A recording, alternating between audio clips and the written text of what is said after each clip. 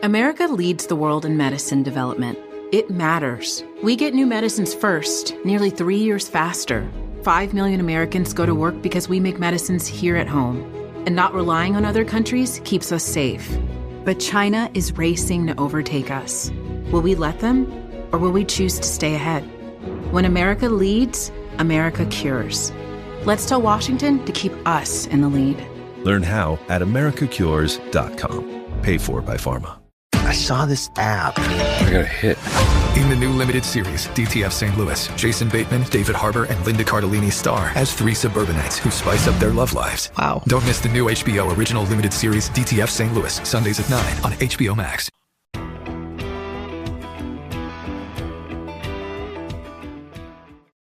Welcome back to Down in Alabama, everybody. Today we have with us on the show a colleague and friend you've heard before, esteemed AL.com columnist Roy S. Johnson, who, as he's put it, has become a member of a certain fraternity, which led to his writing a series of pieces about being diagnosed and treated for prostate cancer.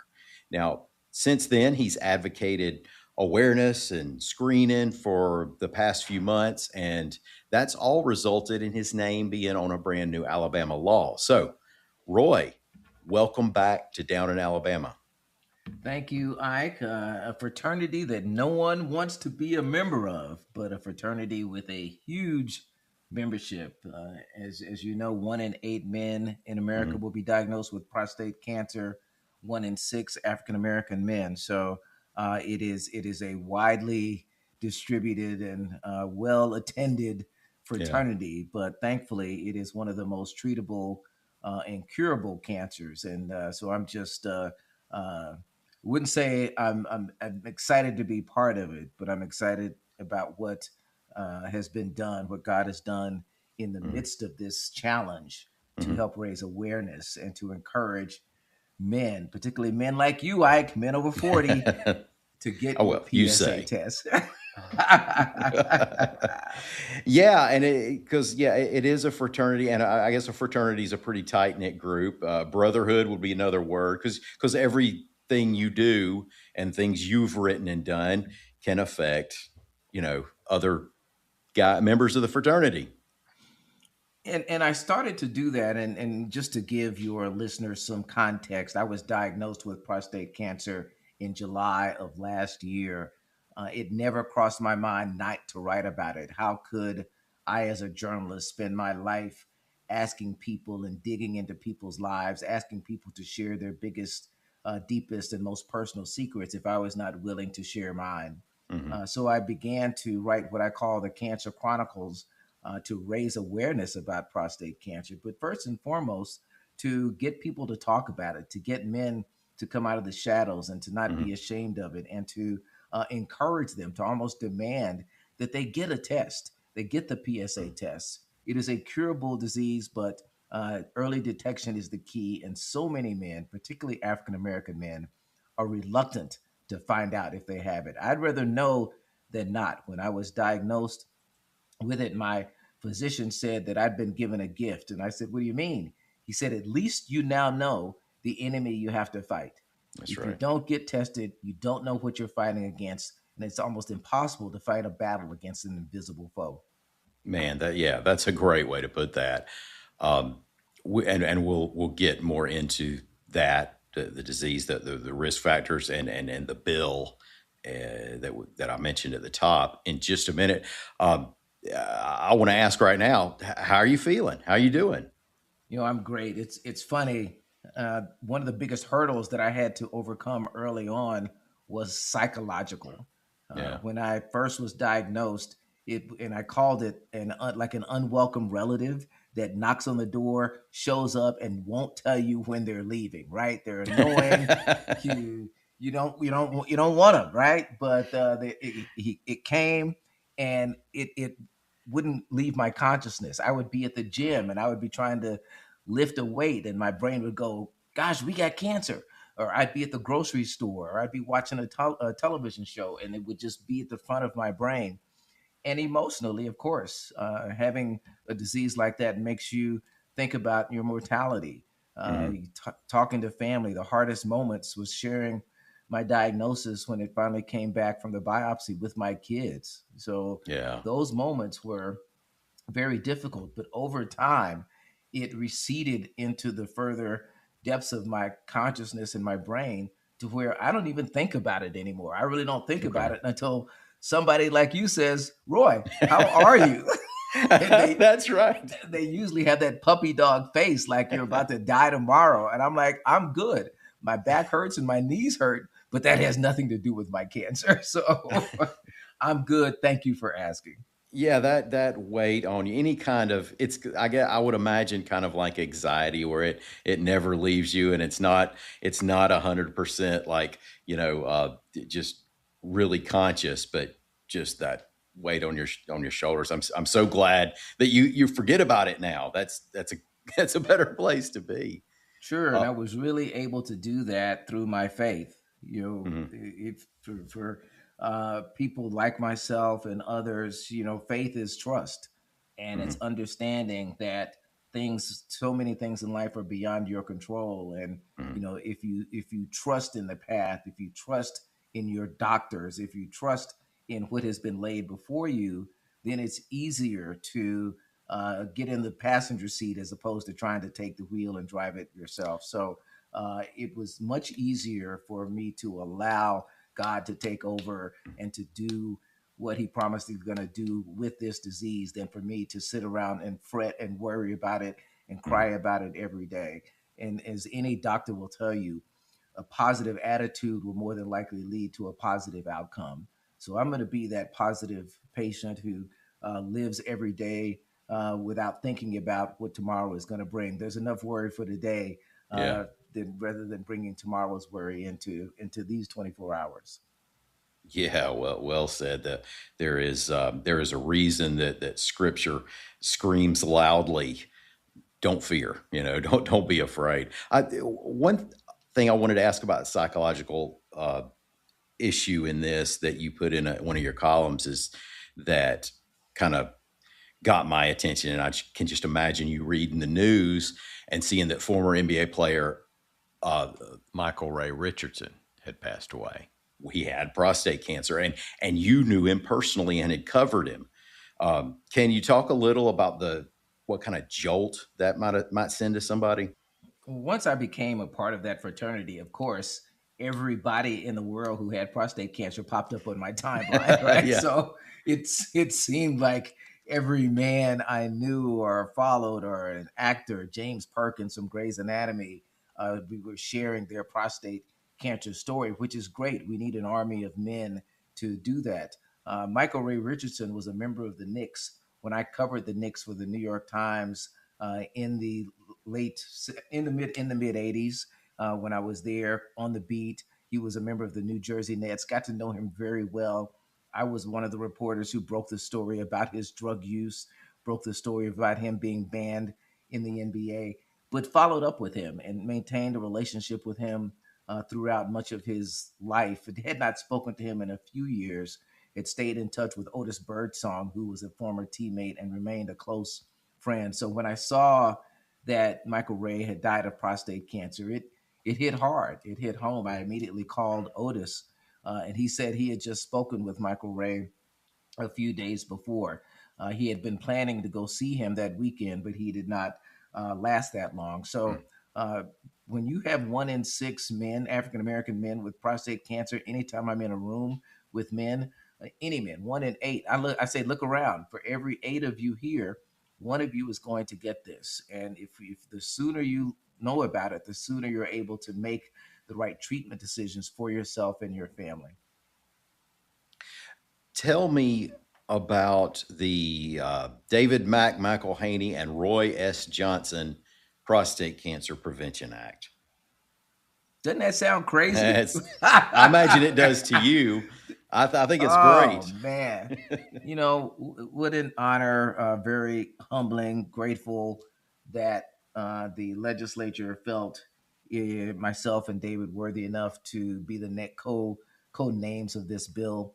This really began last year when I found out that a bill had been stalled in the legislature in 2025, the exact same bill, more or less. It had passed the Senate, but it got stalled in the House. I believe it got caught up in the anti-DEI fervor that was such a hallmark of the first days of the Trump administration. Part of the language of the bill in making prostate cancer screening free for high-risk men includes men over 50, as well as African American men, because African American men are more high risk, as well as men who've had a direct relative with prostate cancer. And I think that clause pertaining to African American men might have scared a few lawmakers. And so it never passed the House. It didn't even come up for a vote in the House. And I wrote a column encouraging lawmakers to, hey, let's save some lives, right? This is a disease that is not Democrat or Republican. It is not rich or poor. It is not black or white. It is not rural or urban. It impacts each and every family who's represented in the legislature, each and every family in Alabama. Pass this bill and save some lives. And after doing that, I was able to reach out to Senator Steve Livingston, who was the Senate sponsor of the bill, Representative Jeremy Gray, who was the House sponsor. And to their credit, they dropped the bill early during the session in 2026. It was the second bill passed by the Senate, and then it went through the House. It was passed by the committee, and I was able to go to Montgomery and watch it being discussed and passed by the House committee. And then I decided to go to Montgomery and watch the bill get voted on. That was my intention, right? Just to go and watch the bill get voted on. And so I get there, and of course, you have to wait for the rest of the calendar to take place. And finally, Representative Gray got up to announce the bill and speak on it, and they called it for a vote. It passed unanimously. Then Representative Wendolyn Gavan stood up and offered an amendment. Now, I had heard rumors and inkling that this was about to happen, but I didn't really believe it. And for a moment, I was a bit uncomfortable because as journalists, we go to cover the story. We don't want to become the story. And so that was flipped for a moment, because as she began to read about myself and David McIlvain in Huntsville and saying things about us, it became clear that she was about to put forth this amendment to rename the bill. And all of a sudden, you become part of the spotlight. And it took a moment for me to kind of compose myself and say, you know what, rather than feeling awkward, I think the Holy Spirit said to me, sometimes the cause is bigger than your discomfort.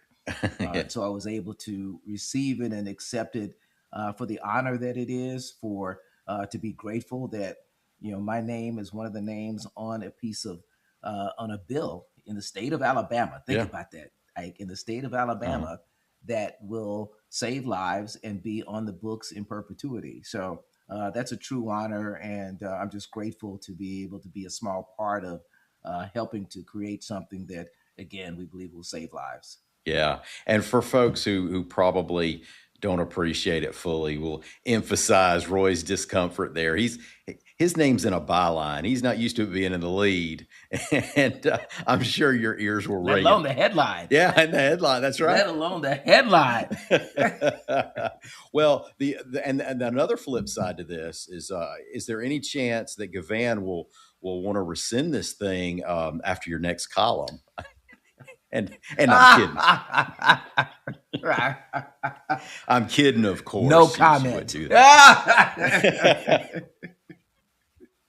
I loved a photo that you had in a column about the day that you were there. It had SB 19, which was the bill, was on the board at the State House. And the way it's positioned there was right under the words, "In God We Trust." Now, I know some folks think it's inappropriate in the State House and all that stuff, but to address it in that particular moment, it didn't go unnoticed. Yeah, that's a phrase that is, I won't say overused, but often overlooked. It is right at the top of that board. It's right above the door leading into the House chamber. It's right above the door leading into the Senate chamber. And if our lawmakers truly put their trust into actions that honored God, perhaps sometimes we would be seeing some different results.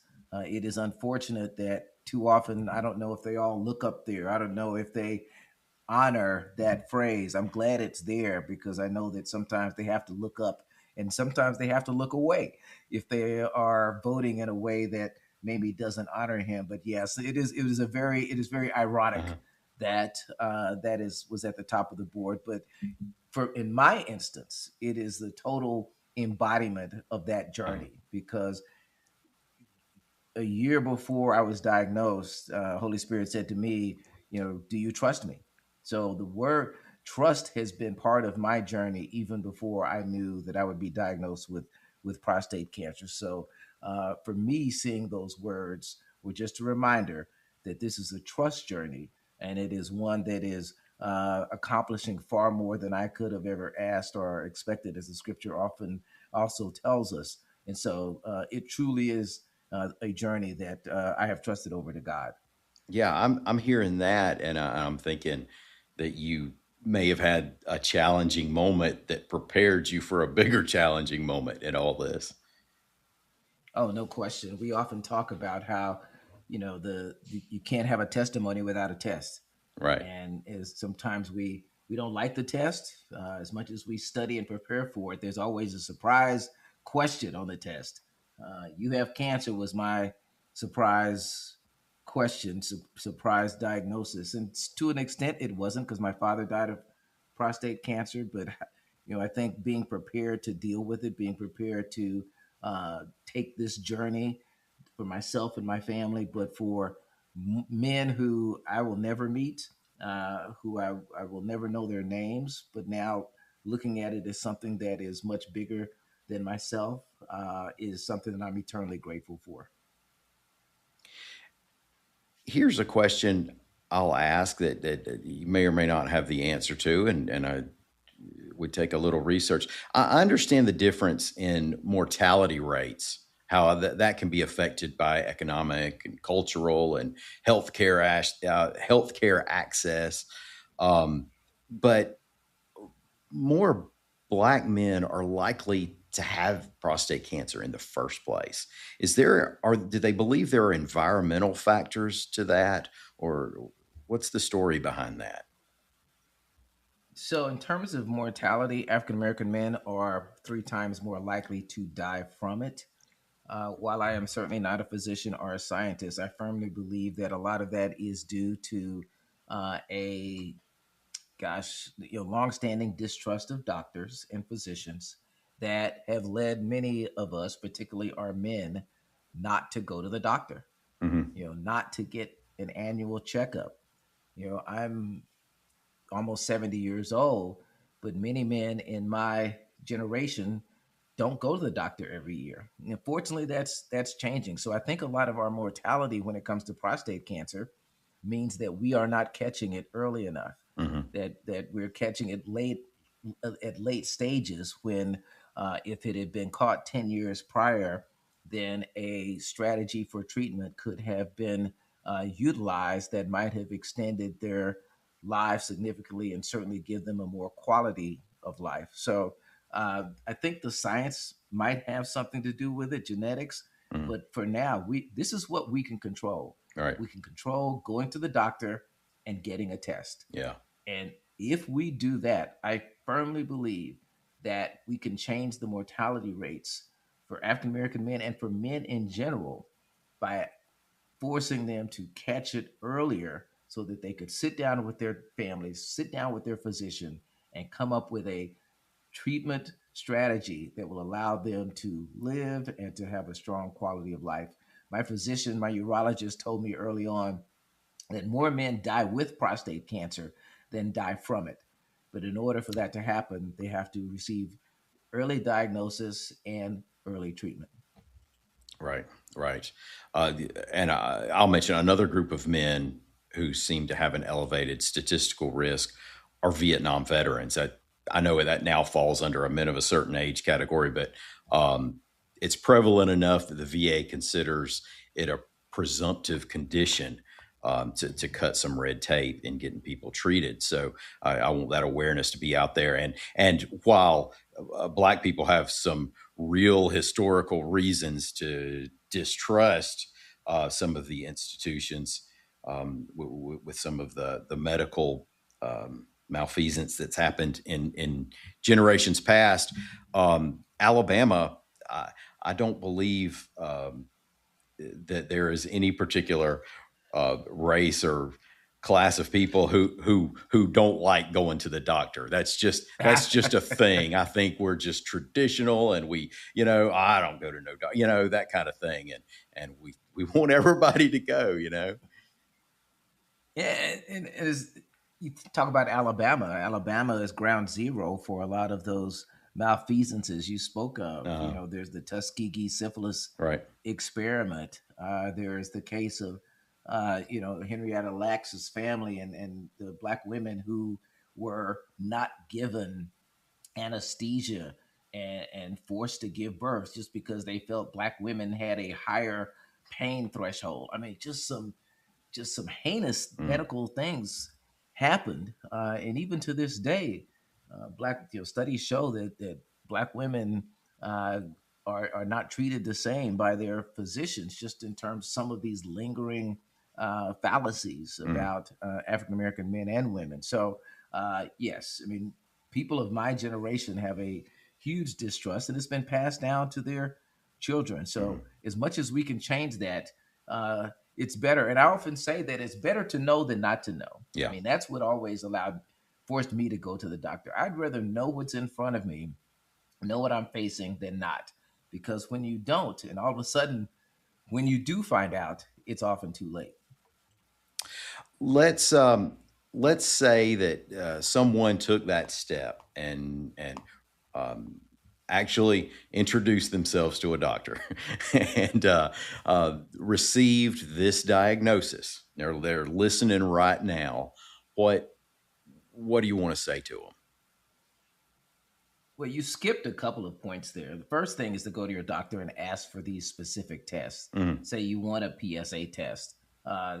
Traditionally the test for prostate cancer has been that very uncomfortable digital exam that many men would like. I'm not doing that at all.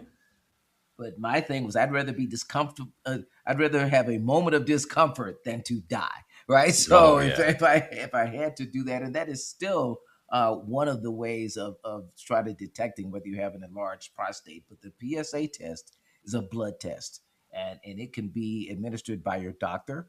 I have since my diagnosis joins the Mike Sly Foundation for Prostate Cancer Foundation, and we are offering free tests at many sporting events. So you might be at a sporting event where a table might be set up for a PSA test. So get that test because it gives you a baseline to look at over the years. And so for me, my diagnosis began when my baseline PSA measurement spiked since my prior test. That encouraged my doctor to send me to a urologist who confirmed that higher test. And then I had a biopsy in which the cancer was discovered in 6 out of the 12 samples that my doctor took. So getting back to your question,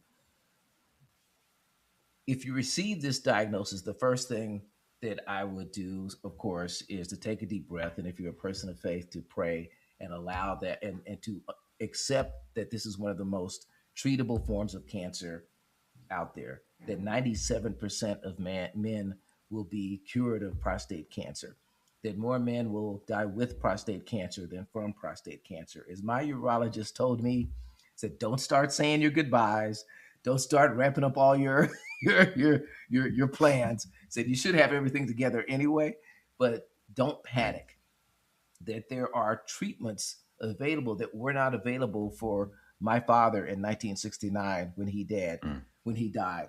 There are strategies that really were not available to men of that generation. So you have options. If you have been to a doctor for the last 3 or 4 years, and then you get this diagnosis, know that you have options to be able to treat it, and to listen to your doctors, get more than one opinion, and then do what's best for you and your family. Great. Yeah. The thought that there are multiple options should be something that gives people confidence. They do all the cancer type treatments. I mean, a lot of times they can just do surgery. They can do radiation. They're very good at getting rid of this stuff. Yeah, and the options are real. Surgery is real. There are real side effects to it and to chemotherapy. I can't remember if we've discussed it, but my strategy has been what's called active surveillance. Because I have a very slow growing cancer, one that is non aggressive, and based on the recommendations and thoughts of 3 opinions, I chose a strategy that my wife and I said, oh, hell no, we're not doing that. We're getting cancer out of your body. Because what I've had to do is learn how to live with cancer. We often hear the term cancer survivor and people that get to ring the bell because they've survived it. We've had to come up with another phrase. It's called thriving with cancer, because I still, at least based on the test, have cancer in my body, but I'm okay, right? I'm psychologically okay. I'm physically okay. And I may have it for another 20 years. As my doctor said, more men will die with it than from it. So I call myself a cancer thriver because I was able to choose a path of active surveillance. So I get tested every 6 months. That's what that means. And in my last test, which was 6 months after we made the decision to take this path, my PSA had gone down. It had gone from a 5.2 to a 3.4. So that is the direction that you want to go. That's wonderful. Yeah, right? Yeah. Right. So my doctor's office called and said, good news, 3.44. See you in 6 months. So that is great. That's what you want to hear. That is no side effects to that. Now, right? Because I've known people who've gone and gotten tested, and the doctor's like, "Are you sure you got diagnosed with this?" So that's definitely a possibility. I love to hear that. Roy, I can't thank you enough for taking time to do this. This has been wonderful, and I'm so glad more people can hear your words. And I'm flattered you chose to come on here and do it on this podcast. Well, thank you, Ike. I enjoy what you do. I love your audience. They are people who like to listen, to hear, to be informed and engaged. And I'll leave you and your audience with this. I've talked about my faith and how important it is for me in this journey. And the one I hold on to most significantly now is 2 Corinthians 12:9, which is that my grace is sufficient because his power is made perfect in our weakness. And now when you think about it, his power has been manifested in my weakest point. The fact that in my weakness, a new law has been created in the state of Alabama that will save lives is a manifestation of his power that I could not have even imagined. So know that at our weakest moments is sometimes the precipice, the very beginning of something great, something you can't even imagine. So when pressure comes, that usually means something good's about to happen. So thank you for having me, and God bless each and every one of your listeners. And hopefully I'll see you again and be able to share more good news. We can't say anything to top that. God bless you, Roy. Thanks everybody out there for listening to us. We'll be back here bright and early Monday morning. Until then, come by and see us anytime you can on the internet at al.com.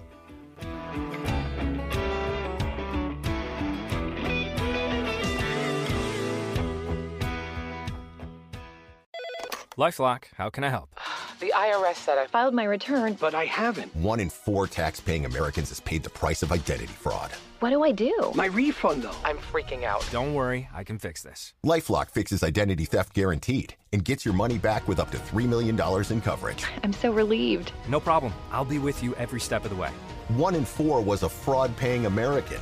Not anymore. Save up to 40% your first year. Visit LifeLock.com/podcast. Terms apply.